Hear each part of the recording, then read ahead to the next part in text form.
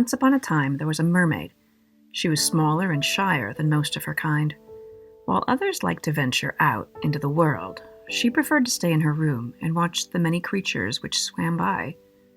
Most merfolk enjoyed approaching the surface so they could sing to the sailors, but not this particular mermaid, because she had no voice to sing with.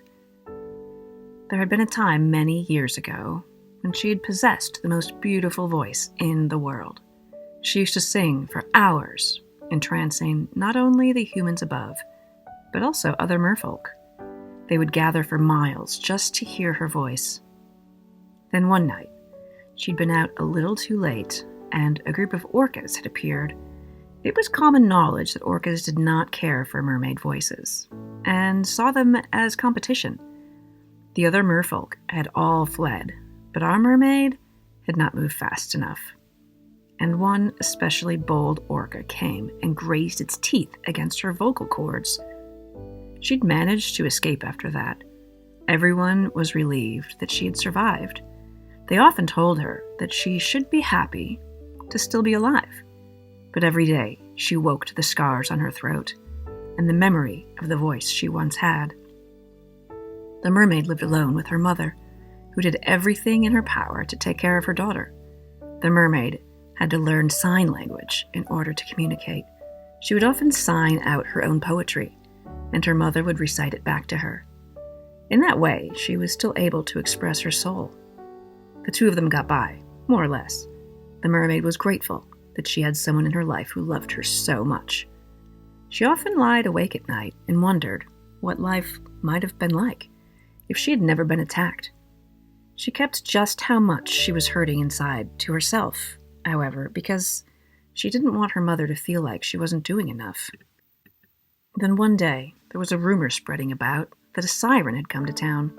Sirens were different from mermaids. They lived much deeper in the ocean, and their skin was made of scales instead of flesh. They also did not use their songs to entertain others. Instead, they used them to lure sailors into the sea and cause storms. Siren voices, unlike mermaids, did not attract predators. If anything, it acted as a repellent, a warning that a much greater threat was nearby. Merfolk generally tried to avoid sirens, but they did nothing to drive this one away. The rumor was that she'd come to sing a concert. It would be so deep in the water that no ship would be able to hear it. The town found this intriguing. A siren who wanted to sing for fun? Even the mermaid's mother expressed an interest in going. It's just such a novelty. Who knows if we'll ever see something like this again? The mermaid wanted to refuse. To her, the concert would serve only as a reminder of what she once had. She could foresee it being a night where she rubbed at the scars with great fervor. However, she wanted to let her mother have this. She'd done so much for her over the years. She deserved a night of wonderment. Her mother did not feel too keen on leaving behind her daughter, but the mermaid had insisted. So when the sun began to set, her mother set off into the depths. Soon the moon cast its light from beneath the surface, and the mermaid found herself watching its beams as they danced. She wondered if this was how the rest of her life was going to be, if one day she would be old and still unable to listen to the singing of others, without feeling a profound sense of loss. That was when she heard it, the singing. The concert must have started. The mermaid grew worried about the fact that she could hear it, even so close to the surface. The siren had assured everyone that her voice would cause no storm. Yet, as the mermaid went to cover her ears, she found that she could not resist listening. It was the most beautiful voice she had ever heard. But it was not just the singing which captivated her. It was also the lyrics. The siren sang of a broken heart after losing her love. After all the years which have passed by, still on and on my heart does cry. For you were always a part of me, and now I am alone in the sea. The mermaid felt a pang inside her chest. She touched at her throat. She had no idea who or what the siren was singing about, but in the mermaid's heart, she felt a connection. Was it possible that the siren understood such things? She wanted to go out and get a better listen, but she feared how she might react. What if the memory of her attack was too great? What if her heart broke completely in two? Then a new thought entered her head. Would refusing to listen bring her voice back? Would living with this fear bring her voice back? Of course, the answer was no. So why should she be afraid? The mermaid swam from the cave. The waters became cold and dark, and she'd felt exposed out there in the open, but she pressed on. Soon enough, she came upon the crowd of merfolk. In the center of the gathering was the Siren. She was much larger than any of the merfolk. Her scaly flesh glistened in the dim light, making her shine. Her hair stretched out for miles, looking like a storm all on its own. She was a magnificent and terrifying sight to behold, and her voice was captivating. The mermaid swam in closer. She felt as though the rest of the world had simply vanished, and the only real things left were now her and the Siren. Never once did she think to touch at her scars as she took to this frightening beauty. Her lyrics once more reflected sorrow and heartbreak. They seemed to reach out and touch the mermaid's soul.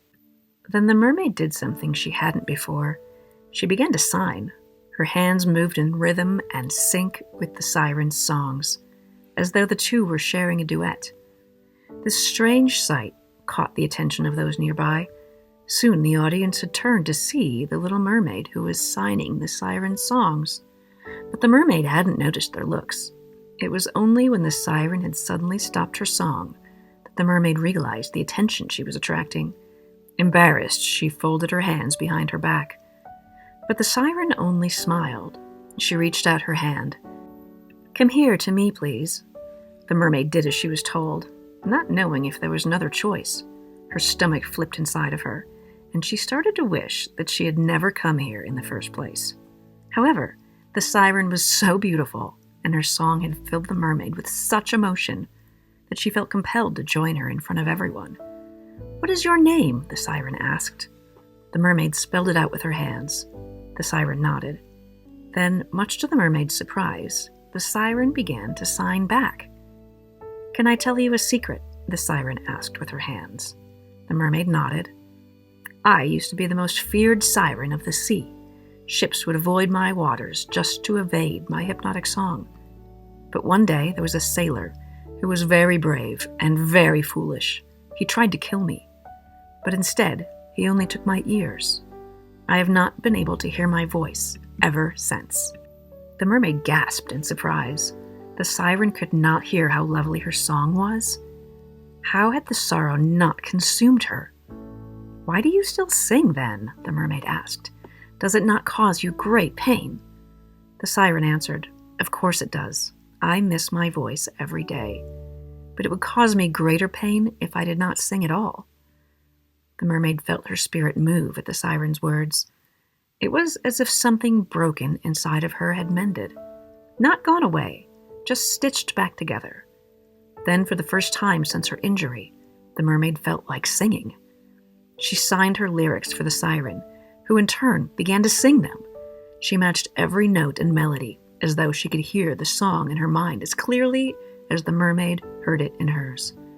The mermaid thought about how everything which had happened to her had culminated into this moment of her and the Siren creating music together, and she wouldn't have it any other way.